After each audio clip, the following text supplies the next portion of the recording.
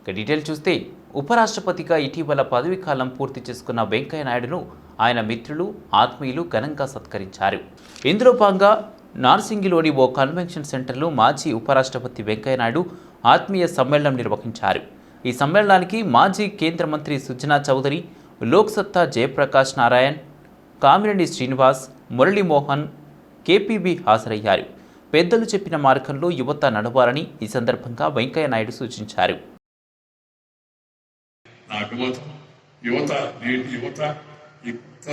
రాజకీయ నాయకులుగా ఉన్న వాళ్ళందరూ కూడా పెద్దలు చూపిన మార్గంలో నడిచే ప్రయత్నం చేయాలని నేను కోరుకున్నా. పార్లమెంటు, అసెంబ్లీలు వాటి యొక్క అవినీతి తగ్గుతూ చలపతిరావు గారు, సూర్యప్రకాష్ రెడ్డి గారు, అలాగే ఇంకా అనేక మంది వాళ్ళ యొక్క మార్గదర్శనం లభించింది. దాన్ని గమనిస్తూ ముందుకు పోయాం. శాసనసభలో అందరికీ ఇళ్ల స్థలాలు ఇచ్చారు. హైదరాబాద్ మీదే కాలేదు, ఇళ్ల స్థలాలు ఇవ్వకూడదని వివరించారు. అయినా అందరూ కోరుకున్నారు కాబట్టి ఇళ్ల స్థలాలు ఇచ్చేసారు. నేను ఇళ్ల స్థలం తీసుకోవాలి, అవసరం లేక కాదు, అందుకు నేను కలిగించాను. నేను వీలైనంత వరకు పెద్దలు చూపిన మార్గంలో ప్రయత్నం చేశాను. శాసనసభలో, పార్లమెంట్లో మంత్రిగా ఉన్నప్పుడు కానీ, సభ్యుడిగా ఉన్నప్పుడు కానీ పరిధులు దాటి వీటి ఎప్పుడు కూడా ప్రవర్తించాను. పెద్దలు నేను లైబ్రరీకి వెళ్ళేవాడిని, చదువుకునేవాడిని. శాసనసభలో వెళ్ళి ఎక్కువసేపు కూర్చునేవాడిని, మధ్యలో బయటకు వెళ్ళేవాడిని కాదు. ఉదయం 8 నుంచి 1 గంట దాకా ఇతరులు ఏం మాట్లాడుతున్నారో గమనించండి. తద్వారా అనేక విషయాలు నేర్చుకున్నాను. మొదటి వెంకయ్య మరి పింగళ వెంకయ్య గారు మన జాతీయ జెండాను రూపుదిద్దిన వారైతే, రెండో వెంకయ్య రఘుపతి వెంకయ్య గారు, ఆయన మొట్టమొదటి తెలుగు సినిమాని తీసిన వ్యక్తి రెండో వెంకయ్య గారు. మూడో వెంకయ్య గారు ఆపదల ముక్కులవాడు, అఖిలాండకోటి బ్రహ్మాండ నాయకుడు, అందరి కోరికల్ని తీర్చే వెంకటేశ్వర స్వామి మూడో వెంకయ్య అయితే, నాలుగో వెంకయ్య నెల్లూరు జిల్లాలో ఎక్కడో మారుమూల ఒక పల్లెటూరులో పుట్టి, మధ్యతరగతి కుటుంబంలో పుట్టి, చిన్నప్పటి నుంచి స్వయం కృషితో అంచెలంచెలుగా పెరిగి విద్యార్థి నాయకుడిగా పెరిగి, ఒకే ఇల్లు ఒకే మాట రాముడి ఆ రోజున ఎలా అన్నారో ఆయన కూడా ఒకే పార్టీలోనే ఉండి రాజకీయంగా ఎన్నో ఉత్తమైన శిఖరాలని అధిరోహించారు. ఆయన ఏ రోజున ఆయన పదవుల కోసం వెంటబడలా, పదవులు ఆయనకి వెంటబడి వచ్చినాయి. పదవులకి ఆయన చేపట్టిన ప్రతి పదవికి గౌరవాన్ని పెంచారే తప్ప ఏ రోజున ఇలాంటి వ్యక్తి ఏమిటి, ఇలాంటి వ్యక్తికి ఇచ్చావేంటి అనే భావం లేకుండా చేసిన మహోన్నతమైన వ్యక్తి. అలాంటి వ్యక్తికి మరి దేశ ప్రధానిగా కూడా, దేశ అధ్యక్షుడిగా ఇస్తారని ఎన్నో ఆశలు పెట్టుకున్నాం. కానీ ఆశలన్నీ కూడా అడియాసలు అయిపోయినాయి. ఏదైనా ఆయన అన్ని రకాలుగా అన్ని రంగాలుగాను పార్టీ ప్రెసిడెంట్గా ఉన్నా, పార్టీ ప్రచారకర్తగా ఉన్నా, ఎమ్మెల్యేగా ఉన్నా, ఎంపీగా ఉన్నా, అలాగే కేంద్ర మంత్రిగా ఉన్న అన్ని విభాగాల్లోనూ కూడా చాలా మంచి పేరు తెచ్చుకున్న వ్యక్తి. ఉపరాష్ట్రపతిగా కూడా మరి మేధావుల సభ, రాజ్యసభని ఎంత అద్భుతంగా ఆయన చేశారు. అంతకుముందు ఊరికనే కేవలం రాజ్యసభకి చైర్మన్గా వచ్చేవాడు ఉపరాష్ట్రపతికి, ఊరికనే అలంకారంగా వచ్చి సంవత్సరానికి 1-2 మీటింగుల్లో అటెండ్ అయ్యేవాడు. అన్ని విషయాల్లో కూడా, ఎందుకంటే ఏ తరం వాళ్ళతో అయినా ఆయన బాగా కలిసిమెలిసి వాళ్ళకి అనుగుణంగా ఏది అవసరం అది చెప్పగలరు. నాకు పర్టికులర్గా నాకు చాలా కాలం నుంచి తెలిసినప్పటికీ కూడా గత 12 సంవత్సరాల నుంచి నేను పార్లమెంట్లో అడుగుపెట్టిన దగ్గర నుంచి కూడా నాకు మంచి గైడు, ఫిలాసఫరు, మెంటర్గా నాకు చాలా సహాయం చేశారు. ఆయన మొట్టమొదటిసారి 2017లో ఆయన వైస్ ప్రెసిడెంట్ అయ్యి మాకు రాజ్యసభకు చైర్మన్గా వచ్చినప్పుడు కూడా నేను అందరికీ చెప్పింది ఏంటంటే, స్ట్రిక్ట్ ప్రిన్సిపాల్ గారు వచ్చారు ఇప్పుడు, ఇక నుంచి మనం జాగ్రత్తగా ఉండాలి అని. అలాగే ఆయన స్ట్రిక్ట్ ప్రిన్సిపాల్గా 5 సంవత్సరాలు దిగ్విజయంగా ఆ పదవి కూడా వన్నె తెచ్చారు. ఆయన ఏ పదవి చేసినా వెంకయ్య నాయుడు గారు అంటే నేను ముచ్చటగా నెల్లూరు పంచనాయుడు గారు అని ఢిల్లీలో మాట్లాడుకునేవాళ్ళం. ఆయన ఏ పదవిలో ఉంటే ఆ పదవికి ఆయన వన్నె తేవడం జరిగింది. అద్భుతమైన వాక్చాతుర్యం, సమయస్ఫూర్తి, హాస్యం, గాంభీర్యం 3 కలిసినట్టు వాక్చాతుర్యం. ఎంత ఎత్తుకెదిగినా కూడా మూలాలని మర్చిపోయినటువంటి నమ్రత, ఇవన్నీ కలబోసినటువంటి మనిషి కాబట్టే పార్టీలు, కులాలు, వర్గాలు, ప్రాంతాలు వాటికి అతీతంగా అందరికి ఆప్తుడైనారు. ప్రజాజీవనంలో ఈవేళ ఎన్ని ఇబ్బందులు లోపాలున్నా కూడా ఓ మనిషి తన విలువలను కాపాడుకుంటూ సమాజానికి మంచి చేయొచ్చని రుజువు చేసిన వారిలో వారొకరు. వారికి దాదాపు 50 ఏళ్ళు పూర్తయిపోయింది ప్రజాజీవనం వివిధ రూపాల్లో.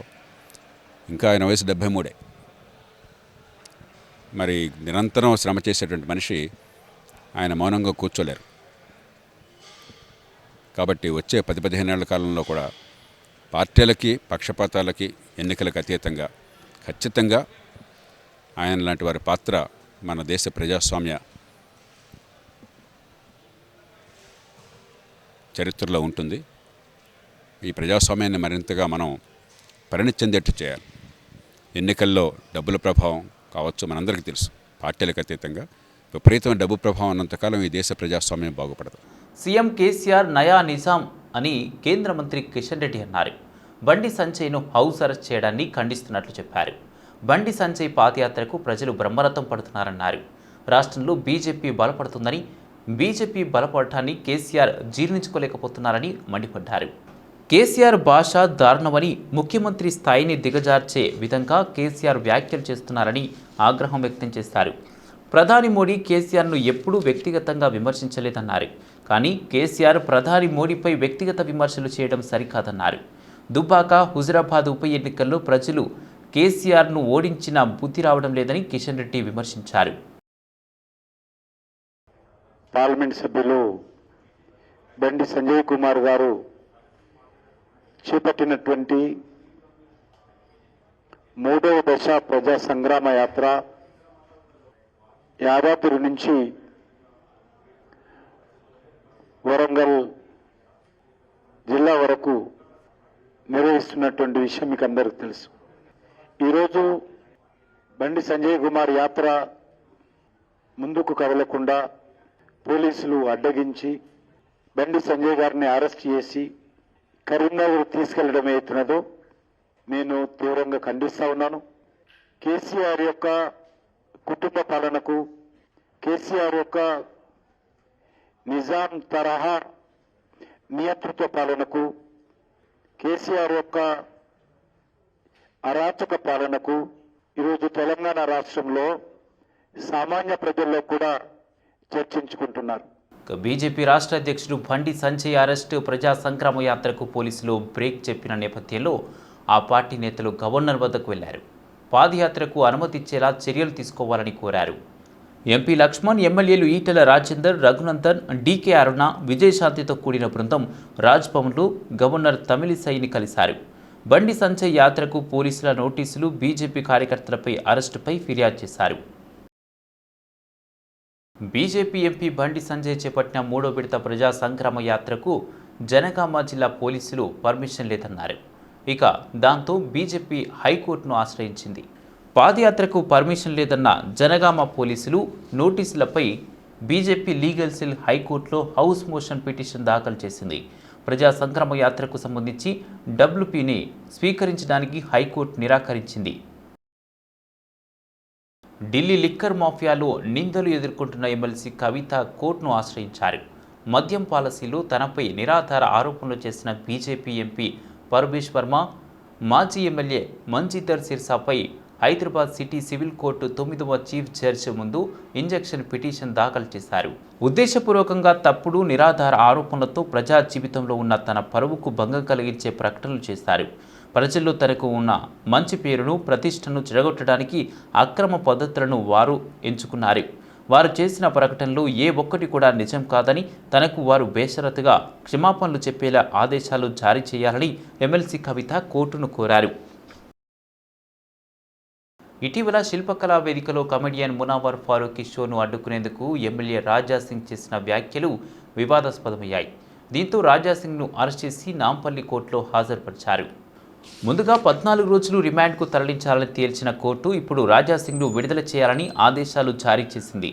పోలీసులు 41 CRPC కండిషన్ పాటించకుండా రిమాండ్ చేసిన విధానం సరికాలేదని అభిప్రాయపడ్డ కోర్టు వెంటనే రాజాసింగ్ను విడుదల చేయాలని తీర్పునిచ్చింది. GHMC మాజీ మేయర్ బొంతు రామ్మోహన్, మరో వ్యక్తి తిరుమల రెడ్డిపై గట్కేసర్ పోలీస్ స్టేషన్లో SC/ST అట్రాసిటీ కేసుతో పాటు ఇతర సెక్షన్ల కింద కేసు నమోదైంది. మేడ్చల్ జిల్లా గట్కేసర్ మండలం యమ్నంపేటలో 11 ఎకరాల భూమికి సంబంధించి ఆర్థిక లావాదేవీల విషయంలో మోసం చేశారని, తనను కులం పేరుతో దూషించారని బోడుపల్లికు చెందిన బొమ్మకు మురళి రంగారెడ్డి జిల్లా కోర్టును ఆశ్రయించారు. కేసు వివరాలను పరిశీలించిన కోర్టు సదరు వ్యక్తులపై SC/ST అట్రాసిటీ కేసుతో పాటు పలు సెక్షన్ల కింద కేసులు నమోదు చేయాలని పోలీసులను ఆదేశించింది. ఈ మేరకు గట్కేసర్ పోలీసులు హైదరాబాద్ మాజీ మేయర్ బొంతు రామ్మోహన్తో పాటు మరియాల తిరుమల రెడ్డిలపై FIR number 654/2022 section 120B 384 406 420 IPC 3 SC/ST atrocity act 156(3) CRPC పలు సెక్షన్ల కింద కేసు నమోదు చేసి విచారణ చేస్తున్నట్లు పోలీసులు తెలిపారు. ప్రజా సంగ్రామ యాత్రతో ప్రజలలో వస్తున్న విపరీతమైన స్పందన చూసి సీఎం ఓర్వలేకపోతున్నారు. కేసీఆర్ డైరెక్షన్లో పోలీసులు దౌర్జన్యంగా బీజేపీ చీఫ్ బండి సంజయ్ని అరెస్టు చేశారని సంరెడ్డి సరేందర్ రెడ్డి విమర్శించారు. మరింత సమాచారాన్ని మా ప్రతినిధి శ్రీకాంత్ అందిస్తారు. రోజులుగా తెలంగాణ రాష్ట్ర అధ్యక్షుడైనటువంటి బండి సంజయ్ గారు ప్రజా సంగ్రామ యాత్ర చేపడుతున్నారు. అలాంటి సందర్భంగా నిన్న రాత్రి జరిగినటువంటి గొడవలో కొద్దిగా ఇబ్బంది పడుతున్నటువంటి విషయంలో బండి సంజయ్ గారిని అరెస్ట్ చేయడం జరిగింది. ఆయనని అలాగే హౌస్ అరెస్ట్ చేయడం జరిగింది. దానికి నిరసనగా ఈరోజు భాగ్యనగర్ జిల్లా రాష్ట్ర వ్యాప్తంగా, అంటే తెలంగాణకు సంబంధించినటువంటి హైదరాబాద్ రాష్ట్ర వ్యాప్తంగా నిరసన తెలుపబడుతుంది. అలాగే భాగ్యనగర్ జిల్లా అధ్యక్షుడు అయినటువంటి సంరెడ్డి సురేందర్ రెడ్డి గారు ఈరోజు సైదాబాద్ మెయిన్ రోడ్ మీద మౌన ప్రదర్శన నిర్వహించడం జరిగింది. వారిని అడిగి తెలుసుకుందాం కొన్ని విశేషాలు. నమస్తే. భారతీయ జనతా పార్టీ భాగ్యనగర్ జిల్లా ఈరోజు నిరసన కార్యక్రమాన్ని చేపట్టడం జరిగింది. ఈరోజు బండి సంజయ్ గారు ప్రజా సంగ్రామ యాత్రలో ఉంటూ ధర్మ దీక్షను చేస్తున్న సందర్భంగా ఆ యొక్క దీక్షను భగ్నం చేస్తూ వారిని అక్రమంగా అరెస్ట్ చేయడం జరిగింది. అక్రమంగా అరెస్ట్ చేసి ఎక్కడికి తీసుకెళ్తున్నారో కూడా తెలియని పరిస్థితి లోపల మొత్తం పోలీసులు కూడా వారిని దౌర్జన్యంగా బండి ఎక్కించి వారు కరీంనగర్ తీసుకుపోవడం జరిగింది. ఇది భారతీయ జనతా పార్టీ ఖండిస్తుంది. ఇది ప్రజాస్వామ్యమా లేకపోతే నియంత్రిత పాలన? పోలీసు యొక్క పని చేయాలి, కానీ ఈ యొక్క టీఆర్ఎస్ ప్రభుత్వము ఏదైతే చెప్పిండ్రో అది చేయడానికి ఈ యొక్క టీఆర్ఎస్ కేవలం కల్వకుంట్ల కుటుంబం ఇచ్చిన ఆదేశాలని అనుసరిస్తూ నియంతృత్వ పాలనను వారు ప్రోత్సహించే విధంగా పోలీసులు వ్యవహరిస్తున్న తీరును భారతీయ జనతా పార్టీ ఖండిస్తున్నది. ఈరోజు వారి యొక్క అక్రమ అరెస్టుకు నిరసనగా మొత్తం తెలంగాణ ప్రాంతం లోపల అందరం కూడా సాయంత్రం 5 నుండి 6 గంటల వరకు నిరసన కార్యక్రమాలు చేయాలని పార్టీ పిలుపునిచ్చింది. నిన్న హాస్పిటల్కు తీసుకెళ్ళిన తర్వాత ఆ యొక్క మెడికల్ రిపోర్ట్స్ అన్నీ కూడా మేము చూసాము. వీరందరినీ కూడా బంజారాహిల్స్ పోలీస్ స్టేషన్లో నిర్బంధించి వారిపైన వివిధ రకాలైనటువంటి నాన్ బెయిలబుల్ కేసులు వారు పెట్టడం జరిగింది. అర్ధరాత్రి 307ని కూడా అందులో చేర్చి వీరిని ఏ రకంగానైనా జైలుకు పంపించే దిశగా వారు ప్రయత్నం చేశారు. కానీ చివరికి మా యొక్క కార్యకర్తల ఒత్తిడి వల్ల ఆ యొక్క 307ని తొలగించి మళ్ళీ నాన్ బెయిలబుల్ మ్యారేజ్ సెక్షన్స్ అన్ని కూడా విధించి వారిపైన కేసులు నమోదు చేయడం జరిగింది. మేము భారతీయ జనతా పార్టీ ఒకటే కోరుతున్నాం, ఈ యొక్క అవినీతి ఏ అవినీతిలో అయినా ఈ యొక్క కల్వకుంట్ల కుటుంబం ఉంటుంది. కల్వకుంట్ల కవిత కూడా ఈ రకంగా జరిగేటువంటి ఏవైతే ఈ అవినీతి కార్యక్రమాలు ఉంటాయో ఆ యొక్క అన్ని అవినీతి దాంట్లోపల ఆమె కూరుకుపోయి ఉంది. అదే రకంగా కేటీఆర్ ఉన్నాడు, కేసీఆర్ ఉన్నాడు. మొత్తం ఈ యొక్క కల్వకుంట్ల కుటుంబం అన్నీ కూడా ఈ యొక్క అవినీతి పాలనలో వారు కూరుకుపోయి ఉన్నటువంటి ఈ యొక్క అవినీతి పాలనని మేము తొలగించడానికి భారతీయ జనతా పార్టీ మేము కృషి చేస్తున్నాము. భారతీయ జనతా పార్టీ రాబోయేటువంటి రోజుల్లో మేము అధికారంలోకి వచ్చే దిశగా ప్రయత్నాలు చేస్తామని మీ అందరికీ కూడా తెలియజేస్తూ భారత్ మాతా కీ జై. మొత్తానికి తెలంగాణ రాష్ట్ర అధ్యక్షుడు బండి సంజయ్ గారిని వెంటనే విడుదల చేసి రేపటి నుంచి జరగబోయే ప్రజా సంఘయాత్ర 7 గంటల నుంచి జరగాల్సిన సంఘం యాత్ర ఖచ్చితంగా జరగాలని, లేకపోతే రాబోయే కాలంలో మరింత ఉధృతంగా నిరసన కార్యక్రమం చేపడతామని భాగ్యనగర్ జిల్లా కమిటీ బీజేపీ నాయకులు హెచ్చరిక మరియు డిమాండ్ చేయడం జరిగింది. కెమెరామెన్ ఆనంద్తో శ్రీకాంత్, సి డివిజన్, హైదరాబాద్. తెలంగాణ రాష్ట్ర బీజేపీ చీఫ్ బండి సంజయ్ని అరెస్టు చేయడం దారుణమని బీజేపీ హైదరాబాద్ సెంట్రల్ జిల్లా ప్రెసిడెంట్ డాక్టర్ ఎన్ గౌతమ్రావు అన్నారు. ప్రజా సంగ్రామ యాత్రతో ప్రజలలో వస్తున్న విపరీతమైన స్పందన చూసి ఓర్వలేక కేసీఆర్ డైరెక్షన్లో పోలీసులు పనిచేస్తున్నారన్నారు. అన్యాయంగా అక్రమంగా దాడి చేస్తే చూస్తూ ఊరుకోమని గౌతమ్రావు హెచ్చరించారు. బీజేపీని అడ్డుకునేందుకు టీఆర్ఎస్ ప్రభుత్వం ఎన్ని రకాలుగా ప్రయత్నాలు చేసినా బీజేపీని ఏమి చేయలేరని దుయ్యబట్టారు. ఈ కార్యక్రమంలో గద్వాల జిల్లా ఇన్ఛార్జ్ వెంకటరెడ్డి, జిల్లా ప్రధాన కార్యదర్శులు సందీప్ సాయి, కృష్ణగౌడ్, కార్పొరేటర్లు పద్మా వెంకటరెడ్డి, అమృత పలువురు పాల్గొన్నారు. బండి సంజయ్ గారు శాంతియుతంగా నిర్వహిస్తున్నటువంటి ప్రజా సంగ్రామ యాత్రను అడ్డుకోవడం, వారిని అరెస్ట్ చేసి గృహ నిర్బంధంలో ఉంచడానికి వ్యతిరేకంగా ఈరోజు తెలంగాణలో ఉన్నటువంటి అన్ని జిల్లా కేంద్రాల్లో కూడా ఈ యొక్క నిరసన కార్యక్రమం తెలియజేస్తా ఉన్నాం. ఈ యొక్క రాష్ట్ర ప్రభుత్వం ప్రజాస్వామ్యయుతంగా ప్రజల యొక్క సమస్యలు తెలుసుకుంటూ ముందుకు వెళ్తున్నటువంటి రాష్ట్ర నాయకులు, కరీంనగర్ పార్లమెంట్ సభ్యులు బండి సంజయ్ గారు ప్రజల దగ్గర పోవడాన్ని గమనించినటువంటి ఈ యొక్క రాష్ట్ర ప్రభుత్వం ఎట్టి పరిస్థితుల్లో ఈ ప్రజా సంగ్రామ యాత్రను కొనసాగించొద్దనే యొక్క దుర్బుద్ధితోని ఈ యొక్క యాత్రను ఆపడం జరిగింది. అదేవిధంగా ఏదైతే ఈ రాష్ట్రంలో అవినీతి పాలన మరియు వారి యొక్క పాలనను కొనసాగించడం కొరకు, కుటుంబ పాలన కొనసాగించడం కొరకు అడ్డు తగులుతున్నాం అని చెప్పే ఆలోచనతో కూడా భారతీయ జనతా పార్టీ కార్యకర్తలపైన భౌతిక దాడులకు కూడా దిగుతూ ఉన్నారు. నిన్న హైదరాబాద్లో శాంతియుతంగా చేస్తున్నటువంటి ధర్నా పైన కూడా టీఆర్ఎస్ గుండాలు భౌతిక దాడులు చేయడం మరియు 28 మంది కార్యకర్తల మీద రాత్రి 307 కేసు పెట్టి కూడా నిర్బంధించడం జరిగింది. ఎంపీ బండి సంజయ్ను అరెస్టు చేయడంతో రాష్ట్రంలోని బీజేపీ శ్రేణులు అట్టుడికిపోతున్నాయి. ఈ నేపథ్యంలో హైదరాబాద్ నగరంలోని పలు చోట్లలో నిరసన వ్యక్తం చేశారు. ఈ సందర్భంగా సికింద్రాబాద్ కంటోన్మెంట్ బీజేపీ రాష్ట్ర అధ్యక్షుడు బండి సంజయ్ను అరెస్టును నిరసిస్తూ జేబీఎస్ కూడలి వద్ద బీజేపీ నాయకులు మహంకాళి జిల్లా స్పోక్స్ పర్సన్ బిఎన్ శ్రీనివాస్ ఆధ్వర్యంలో ముఖ్యమంత్రి కేసీఆర్ దిష్టిబొమ్మను దగ్ధం చేశారు. బీజేపీ చీఫ్ బండి సంజయ్ అరెస్టుతో నగరంలోని బీజేపీ నాయకులు, కార్యకర్తలు టీఆర్ఎస్ ప్రభుత్వానికి వ్యతిరేకంగా నిరసనలు తెలుపుతున్నారు. ఈ సందర్భంగా కేబీహెచ్పీ కాలనీ రోడ్ నెంబర్ 1 గాంధీ విగ్రహం వద్ద బీజేపీ కార్యకర్తలు నిరసన చేపట్టారు.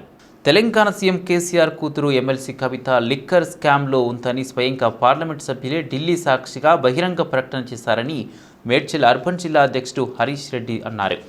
ఎమ్మెల్సీ కవిత ఇంటి ముట్టడికి ప్రజాస్వామ్యబద్ధంగా వెళ్లిన బీజేపీ కార్యకర్తలను అక్రమంగా కొట్టి అరెస్ట్ చేసి కేసులు పెట్టారన్నారు.